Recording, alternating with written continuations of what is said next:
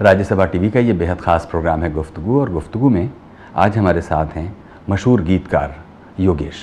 कहीं दूर जब दिन ढल जाए, सांझ की दुल्हन बदन चुराए, चुपके से आए मेरे ख्यालों के आंगन में, कोई सपनों के दीप जलाए, दीप जलाए। रातों के साए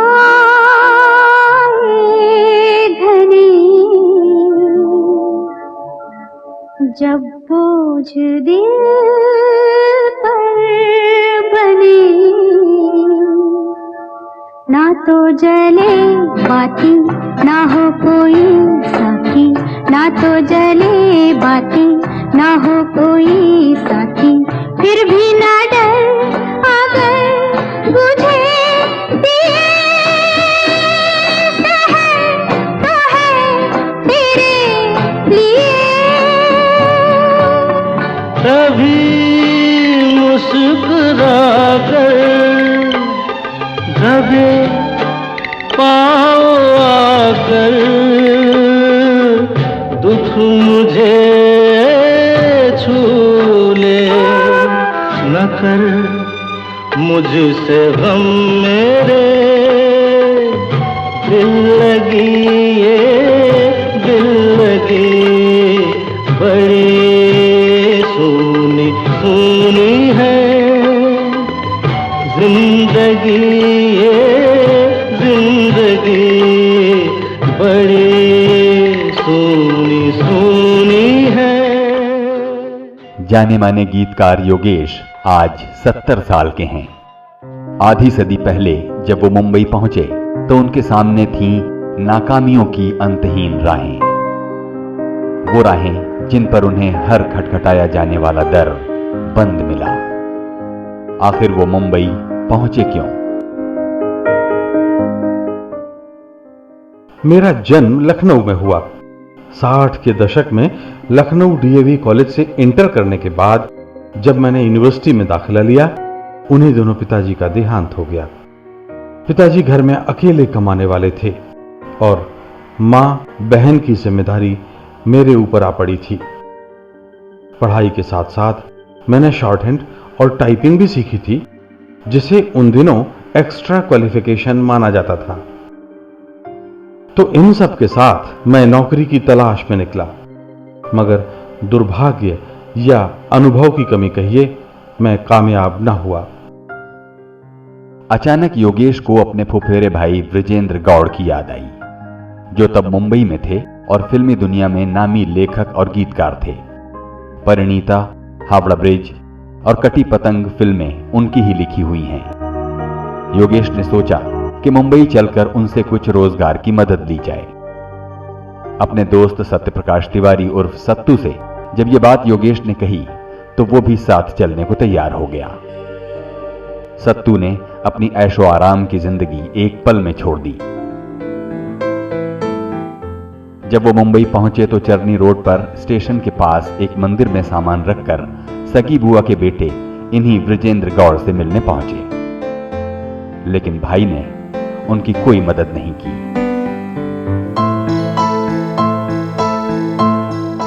हम चिंता में थे, अब क्या करेंगे? जेब में केवल 500 रुपए थे और 7 दिन के बाद ही आर्य समाज मंदिर छोड़ना था। बहुत भटकने के बाद हमें अंधेरी में 12 रुपए महीने पर रहने के लिए एक झोपड़ी मिली। अंधेरी स्टेशन से 40-45 मिनट पैदल चलने के बाद हम झोपड़ी में पहुंचते थे। कच्चा फर्श, न बिजली न पानी। उधर पीछे लखनऊ में योगेश का खासा बड़ा घर था, जिसमें उन्होंने एक किराएदार रख दिया था ताकि मां और बहन की तब तक देखभाल होती रहे जब तक योगेश अपने पैरों पर न खड़े हो जाएं। उनका दोस्त सत्तू अपनी जमीन जायदाद और बाग बगीचे छोड़कर अपने दोस्त लल्ला की कामयाबी देखना चाहता था। उन दिनों घर के लोग मुझे लल्ला कहते थे। तब सत्यप्रकाश तिवारी यानी सत्तू ने ऐलान किया था, लल्ला तुम्हें जो भी करना है फिल्म लाइन में ही करना है। जीविका के लिए तो मैं भी कुछ करूंगा, उसके लिए तुम्हें कुछ सोचने की जरूरत नहीं है। और आखिरकार हुआ भी यही। कभी सत्तू साड़ियां बेचता, कभी किसी ऑफिस में चपरासी की नौकरी कर लेता। जिद ये कि मैं फिल्म लाइन के अलावा कुछ और ना करूं। इसी दौरान सत्तू की नौकरी सीताराम मिल में लग गई। वो सुबह चला जाता और शाम को लौटता। मैं दिन भर अकेला रहता। अकेलेपन में मुझे तरह तरह के विचार आते। धीरे धीरे ये विचार गीतों की शक्ल में मुखरित होने लगे। एक दिन मैंने देखा मेरे पास काफी गीत हो गए हैं। फिर उन गीतों को लेकर मैंने संगीतकारों से मिलना शुरू कर दिया। लोगों ने खूब चक्कर लगवाए। आखिरकार एक छोटी सी फिल्म सखी रॉबिन के लिए संगीतकार रॉबिन बैनर्जी ने योगेश को गीत लिखने का मौका दिया। तुम जो आओ तो प्यार आ जाए, जिंदगी में बहार आ जाए। तुम जो आओ तो प्यार आ जाए, जिंदगी में बहार आ जाए। इस गीत के साथ इतना जरूर हुआ कि कई छोटी फिल्मों में योगेश के गाने बिकने लगे। लेकिन फिल्म आनंद को आने में अभी करीब 10 साल की देर थी और कोई नहीं जानता था कि गुमनामी के धुंधलके से निकलकर ये गीतकार इंसानी भावनाओं का अनमोल चितेरा साबित होगा। जिंदगी कैसी है पहेली हाय, कभी तो हंसाए, कभी ये रुलाए। योगेश जी नमस्कार। नमस्ते। हमें बताइए कि सरसरी तौर पर लखनऊ में पैदा होकर मुंबई पहुंचना और एक गीतकार के रूप में अपना करियर बनाना, इसकी एक सरसरी तौर पर उसका सफ़र क्या है? फिल्म देखने का ज़रूर मतलब शौक़ था और बाकी ऐसा कभी सोचा भी नहीं था, सोच भी नहीं सकते थे। और पिताजी हमारे ब्रिटिश टाइम पे पीडब्ल्यूडी में इंजीनियर थे और जितने मतलब जो पीडब्ल्यूडी में उस वक्त लोग थे उनको कोई 99 ईयर्स की लीज पे ज़मीन दी गई थी, जिसमें सब ने कोठियाँ बनवा ली थी अपनी अपनी। हमारी भी एक बड़ी कोठी थी और बस हम 2 बहनें, हम माताजी पिताजी, बस हंसते खेलते जैसे बचपन सबका गुजरता है। हमारे बचपन के जो बहुत जो मतलब जो आगे चल के ज़िंदगी में हमारे जिसकी वजह से मैं आज जो भी हूँ, वो 35 स्टूडेंट्स में जब हम डीएवी में पढ़ते थे स्कूल में, तब एक लड़का था जो मॉनिटर था और बहुत अक्खड़, पढ़ने में बहुत तेज़ सब। तो पता नहीं वो हमारी उसकी दोस्ती ऐसी ही गहरी हुई कि अगर शरारत वो करते थे तो हमारा नाम काट दिया जाता था कि दोनों का नाम कटेगा, दोनों साथ में नहीं दिखने चाहिए। तो शायद इस वजह से और ज़्यादा हम लोग, मैं सीधा था, वो बहुत तेज़ थे। तो जब हम लोग ये कॉलेज करने के बाद हम लोग ने तय किया अभी पढ़ने के लिए, तो अचानक हमारे फादर की डेथ हो गई। एडमिशन लिया था हमने यूनिवर्सिटी में और इस तरह पढ़ाई छूट गई। हमको तो फाइनेंशियल पोजीशन के बारे में उतना नहीं मालूम था कि घर की क्या पोजीशन है। और हमने जब बक्सा उनका खोला तो सिर्फ 5 रुपये थे उसमें। तो सारी जिम्मेदारी हमारे ऊपर ही, हम क्या करें। तो उस टाइम पे शॉर्ट हैंड टाइप राइटिंग जो था वो का मतलब चलन था कि आप शॉर्ट हैंड टाइप राइटिंग अगर सीख लेंगे और पढ़े लिखे हैं, तो पढ़े लिखे मतलब इंटर तक भी पढ़े लिखे हैं, तो जो नौकरी वोकरी लग जाएगी। तो हमारे वही जो मतलब हमारी सगी बुआ के जो लड़के थे, उनका नाम था विरजेंद्र गौड़। वो यहाँ फिल्म इंडस्ट्री में वो आकर के जम गए थे और एज ए डायलॉग राइटर उनका बहुत अच्छा नाम था। काफ़ी फिल्में उन्होंने की अपने टाइम में, अच्छी अच्छी फिल्में की। शक्ति सामंत जी की काफ़ी, हावड़ा ब्रिज, कटी पतंग, उसके पहले पुरानी परिणीता, हमको जहाँ तक याद है। तो बस हमने अब बोला अब क्या करेंगे, नौकरी यहाँ तो लग नहीं रही है। तो बॉम्बे जाएंगे तो भाई साहब कहीं ना किसी फिल्म लाइन में बहुत डिपार्टमेंट होते हैं, कहीं पे हमको लगवा देंगे। और भाई साहब से मिलने गए।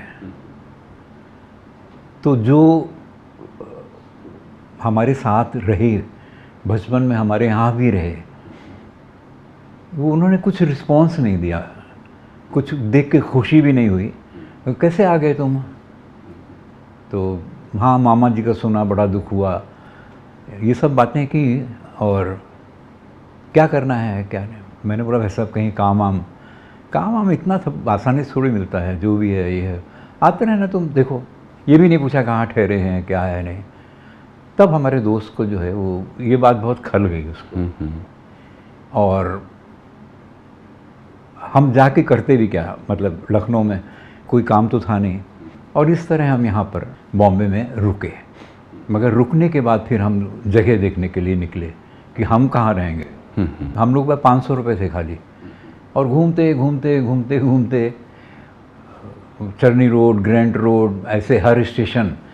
तो पगड़ी सिस्टम था, तो सवाल ही नहीं था, 500 रुपये में कुछ होने वाला नहीं था। फिर अंधेरी आए, अंधेरी से पैदल करीब 45 मिनट्स शायद में चला था। तो पारसी पंचायत रोड एक है अंधेरी में, उसके वहाँ पर एक पहाड़ी थी, टीला था, उस पर 6 झोपड़ी बनी हुई थी। ये बीच में टोकता हूँ कि ये किस सन की बात रही होगी? ये वही 60s के करीब जब मैं आया था तभी की बात है। हाँ हाँ, फिर मैं वापस गया ही नहीं। जी जी जी। और पानी नहीं था, खोली यहाँ बोलते हैं। हाँ हाँ। और लकड़ी के वो थे दरवाजे, मतलब वो अपना दीवारें, जी जी। और ऊपर खपरेल। तो बस अभी क्या करते, तो बस वहाँ रुक गए। और फिर हमारे दोस्त ने अभी आगे की रणनीति बनाओ, क्या करना है। मैंने बोला मैं नौकरी देखता हूँ। बोला नौकरी नहीं देखोगे, तुम कुछ फिल्म ही करोगे। मैंने बोला फिल्म में मुझे कुछ आता नहीं है, मैं क्या करूँगा। तो बोला नहीं, तुमको बताना है तो कि वो तुम फिल्म में ही कुछ करोगे। और मैंने बोला फिर नौकरी, पैसा भी तो लगेगा ना। बोला वो मैं करूँगा, कुछ भी करूँगा। और वाकई में इरफान भाई, उन्होंने मतलब पियून की नौकरी, पढ़े लिखे थे और जमींदार फैमिली के थे, और मैं छिप करके कोई जॉब ढूंढ लेता था। तो वो फॉलो कि सुबह 7:30 बजे कहाँ निकल रहा है ये आदमी, पीछे पीछे पीछे फॉलो करके, और जा करके छुड़वा देते थे। फिर बहुत परेशान हो गया। मैंने बोला मैं ऐसे नहीं चलेगा, मुझे कुछ आता नहीं तो मैं करूँगा क्या। फिर कुछ लोग मिले, जो मिले उससे कि भाई तुम क्या करते हो, मतलब हम स्क्रिप्ट लिखते हैं। तो स्क्रिप्ट कैसे लिखते हैं, उनके साथ लग गए। कोई डायलॉग लिखता है, कोई कुछ करता है। और फिर उन दिनों जो है वो फिर कुछ सीरियस मैं फिर लिखने लगा कि मैं जो मुझे थॉट्स आ रहे हैं। तो बस फिर वो हम आ गए ओशीवरा ब्रिज में रहने के लिए, और वहाँ पर चौल थी। तो उनमें एक रहते थे गुलशन बावरा। अच्छा। तो स्ट्रगल थे वो भी, और गुड्स क्लर्क थे रेलवे में।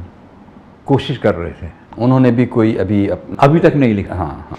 मगर हम लोग जब पिकनिक पे जाते थे ना, सब अपना ऐसे ही हैं, तो चलो आज पिकनिक बना लेते हैं। तो कभी छुट्टी, कभी कुछ हुआ, पिकनिक पे निकल जाते थे। तो पता लगा कि गुलशन ने सुनाया, तो हमने भी कुछ सुनाया।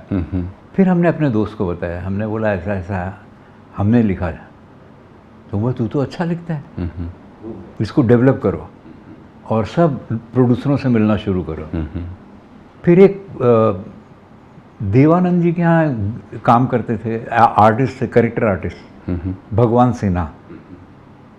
उनके यहाँ मतलब हम लोग का आना जाना था। तो उन्होंने एक दिन हमको बोला कि एक बड़ा टैलेंटेड म्यूजिक डायरेक्टर है, मैं तुमको मिलाता हूँ उससे। रॉबिन बनर्जी नाम था। फिर एक दिन वो साल भर के बाद उन्होंने बोला कि एक फिल्म है और तुम्हारे 6 गाने उनको पसंद आ गए, तो मैं करूं कि नहीं करूं।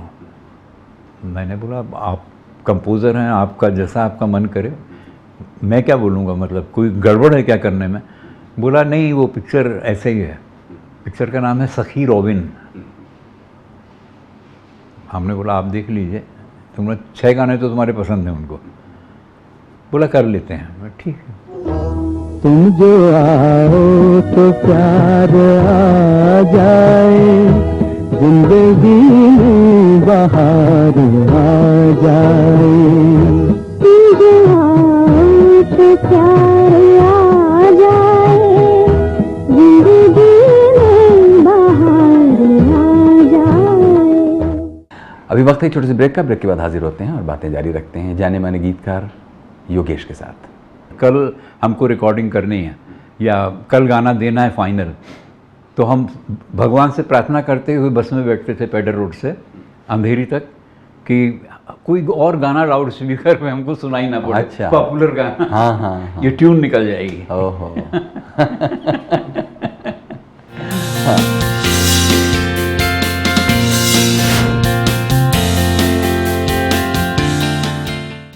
स्वागत है एक बार फिर से। आप देख रहे हैं प्रोग्राम गुफ्तगू और आज हमारे साथ हैं जाने माने गीतकार योगेश।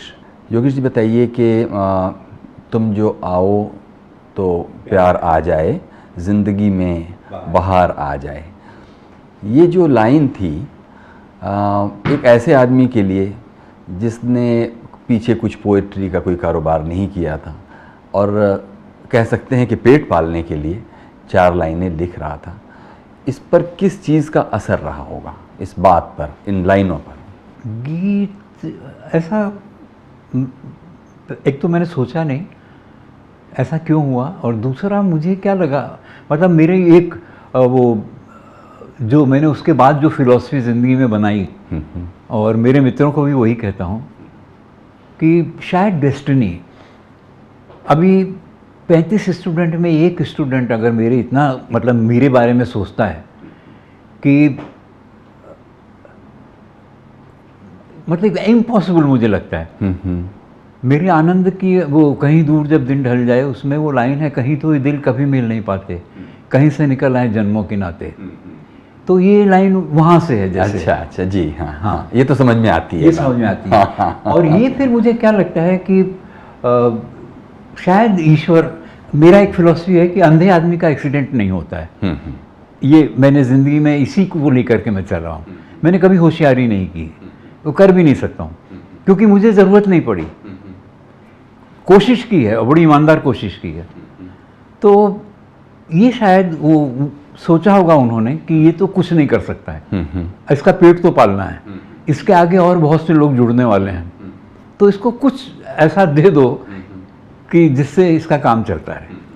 और यही हुआ है इरफान भाई। मतलब हमको कभी लगा नहीं, हम इतना लिखने के बाद भी आज भी हम डरते हैं जब हम गाना लिखने बैठते हैं ना, तो हम कहीं अच्छा नहीं है क्या है। मैं मैं बहुत बार उसको घुमाता हूँ। वो कई बार तो आशा जी ने अक्सर मुझे, नहीं आप अंदर मत आइएगा, बस हो गया जो हो गया, फाइनल हो गया बस। तो मुझे लगता है कि नहीं शायद ये लाइन चेंज कर लूँ, चाहे ये चेंज कर लूँ। तो वो मुझे रहते ही है एक कॉन्फिडेंस, जैसे अगर वो कॉन्फिडेंस होता तो शायद मैं शायर अगर होता तो होता कि मैं बैठ करके और बड़ा सुना रहा हूँ। ये मैं डरा रहता हूँ। अब भी डरे रहते हैं? अब भी डरा रहता हूँ। अच्छा, ये तो बताइए कि संगीतकारों के अपने अपने गीतकार शुरू से होते आए। अगर आप देखिए, चाहे आप आरजू लखनवी के ज़माने से उठाइए, राजेंद्र कृष्ण से होते हुए, पीएल संतोषी से होते हुए, कहीं मतलब यहाँ तक आ जाइए आनंद बख्शी तक, तो संगीतकारों ने अपने अपने गीतकार तय कर लिए। ऐसे में एक आदमी जो कि अपनी राह बना रहा है, उसको कई बार कोई उलझन, कोई शिकायत, कोई परेशानी कि आखिर क्या है कि मतलब शंकर जयकिशन होंगे तो वहाँ शैलेंद्र होंगे और हसरत जयपुरी होंगे, मतलब मजरू सुल्तानपुरी हैं तो अपने एस डी बर्मन के साथ लगे रहेंगे, शकील बदायूनी अपने नौशाद साहब के। तो ये सब देखते हुए कभी क्या लगता रहा मतलब आपको? हम जब आए थे तो ये सब धुरंधर लोग थे। मतलब लिटरेचर से आए हुए लोग, शायरी में मतलब मास्टर लोग, पोइट्री में मास्टर लोग, अगर कविता करते हैं तो उसमें तो सब ये लोग थे। और हम सबसे कम उम्र के, और हम ये जो भगवान ने पंगा दे दिया था, तो हम कहीं जाते ही थे डर के मारे। अभी जैसे जब रॉबिन बनर्जी को सखी रॉबिन के बाद, हाँ तुम जो आओ के बाद 7 फिल्में मिली, तो 7 फिल्में यही मिली, जंगली राजा, फ्लाइंग सर्कस, मार्वल मैन, तो यही सब फिल्में मिली। म्यूज़िक वो वही देते थे, गाने उसमें भी चले, तो मगर वो जो स्टैंडर्ड जो है, तो हमारे पास सुनने को ग्रामाफोन नहीं होता था, तो हम HMV हमको देती थी, तो वो लेकर के हम, एक सविता बैनर्जी थी जो सिंगर बनने आई थी, कुछ गाने गाए भी उन्होंने। गाए उन्होंने, और बाद में मिसेस सलीला हुई वो, तो हम उनके यहाँ जाते थे सुनने के लिए, जूक बॉक्स उनके यहाँ होता था, और हम उनको बोलते थे कि हमको कभी दादा से मिलाइए। हम डायरेक्ट, हम कभी ना शंकर जी के पास ना नैयर साहब के पास, हम किसी म्यूजिक डायरेक्टर पर डायरेक्ट गए ही नहीं कभी। और हमको मालूम भी था कि मतलब आप बिलीव नहीं करेंगे, जो ये ख़ास बात कि आनंद के बाद राज साहब ने, राज कपूर जी ने ऋषिदा को मैसेज भेजा, उनके राधु कर्मकार उनके कैमरामैन थे, कि वो जो जिस लड़के ने आनंद में लिखा है वो उसको भेजिएगा हमारे पास। और शैलेंद्र जी की डेथ हो चुकी थी, और मैं 3 बार गया, और 3 बार मुझे वॉचमैन ने नहीं जाने दिया, और मैं चला आया वापस। और वो किस चीज़ के लिए बुला रहे थे? गाने लिखने के। मैंने किसी पर्टिकुलर फिल्म के लिए? अब उन्हीं की फिल्म होगी। हाँ। जी जी। और हम 3 बार, और जब हम चले आते तो हम बोलते थे लो जान बच गई हमारी, क्योंकि राज साहब, हम तो बचपन से उनकी फिल्में देख रहे हैं, लखनऊ में कितनी फिल्में देख, कोई फिल्म नहीं छोड़ी, राज कपूर नरगिस जी की तो कोई नहीं छोड़ी थी। तो हम कैसे सामने गाने लिखते बैठ के, चलो अच्छा हो भगवान सोच रहा है कि मत, तो हम फाइट नहीं कर सकते थे कि नहीं कैसे बुलाए हमको यार, तुम बोलो अंदर, ये सब नहीं हो सकता था। तो ये 3 बार हम जा करके बस में लदा करके चैम्बूर पहुँचते थे और वापस चले आते थे, तो हमसे नहीं होता था ये। तो बस इस तरह फिर सलीला को हमने बोला मिलाइए, तो मिलाया उन्होंने दादा से। तो दादा के यहाँ उस टाइम पे शैलेंद्र जी के बाद गुलजार लिखते थे और प्रेम धवन जी। फिर दादा के पास भी थोड़ा काम कम हो गया, फिर लोग आने जाने नहीं लगे, और हमको दादा से मिलाया तो वो कोई लिफ्ट ही नहीं दी उन्होंने। उनके असिस्टेंट थे, उनको तो लगता था कि कहाँ से आ गया है, और ऐसा स्टंट पिक्चर लिखता है ये सली कहाँ दादा के यहाँ लिखेगा। और दादा की नॉलेज तो जब मैं उनके करीब गया तब मुझे मालूम मतलब पता चला कि इतना लर्नेड आदमी। मैंने कई जगह बोला कि अगर रविन्द्रनाथ टैगोर के बाद दादा का ये प्रोफेशन नहीं होता तो शायद रविन्द्रनाथ टैगोर के बाद एक ही पोइट होता, वो सलीला होते। हाँ, इतनी डीप उनकी पोइट्री, उन सब का भी प्रभाव पड़ा होगा मेरे ऊपर, और मुझे रोका नहीं उन्होंने कभी। और मैं उनकी पोइट्री कभी उन्होंने सुनाई बंगाली में, उसका अर्थ बताया, तो मुझे लगता था कि मैं गाना नहीं लिख पाया, अब क्या है, कहीं दूर जब दिन ढल जाए, क्या है ये। दादा का कुछ बंगाली में था, आमाए प्रश्न करे, ऐसा कुछ पता नहीं क्या नील ध्रुव तारा। और एक और बात आपको क्लियर कर दूं कि यहाँ मैं जब से गाने लिख रहा हूँ, शायद एक आध कोई गाना होगा, नहीं तो कभी भी मतलब गाना लिखा हुआ जो है वो किसी कंपोज़र ने कंपोज नहीं किया। अच्छा, एक ट्यून दी जाएगी, उस ट्यून पे मुझे लिखना है। मेरे साथ तो यही हुआ। और उस वक्त हमारा दिमाग कितना तेज़ होगा आप सोचिए कि हम 10 जगह काम कर रहे हैं तो हमको 10 लोगों की ट्यून मालूम रहती थी। और खाली सलीला की ट्यून, अगर हम पेडर रोड से निकले हैं और कल हमको रिकॉर्डिंग करनी है या कल गाना देना है फाइनल, तो हम भगवान से प्रार्थना करते हुए बस में बैठते थे पेडर रोड से अंधेरी तक कि कोई और गाना लाउड स्पीकर में हमको सुनाई ना पड़े। अच्छा। पॉपुलर गाना। हाँ। ये ट्यून निकल जाएगी। ओहो। हाँ, अच्छा, तो जब वो कोई ऐसा मौका ज़रूर आया होगा जब आपको लगा होगा कि अब ज़िंदगी की मुश्किलें कम हो गई, अब आप गीत लिख सकते हैं, उसे बेच सकते हैं, आपको लोग बुला रहे हैं और थोड़ी सी खुशियाँ आई, कोई ऐसा पीरियड तो हुआ होगा ना? हाँ, ये तो हुआ। ये हुआ मतलब जब आनंद रिलीज़ हुई और हम 25 फ्रेंड थे, नया टॉकीज़ बना था गोरेगांव में, अनुपम टॉकीज़ जी।